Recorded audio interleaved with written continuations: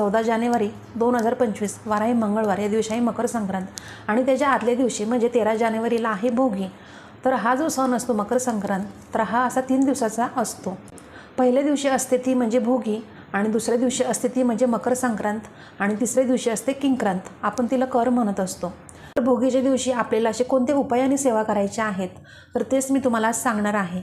तर तुम्हाला आंघोळीच्या पाण्यामध्ये अशी एक वस्तू टाकायची आहे भोगीच्या दिवशी, म्हणजे ही जी आहे एक वस्तू तर तुम्हाला ही 3 दिवस टाकायची आहे। पांढरे तीळ आंघोळीच्या पाण्यामध्ये टाकायचं आहे।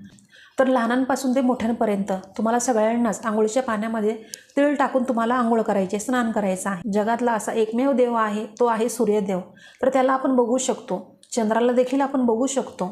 तर त्यामुळे आपल्याला या दिवशी अनन्य असं साधारण महत्त्व आहे सूर्य उपासनेला।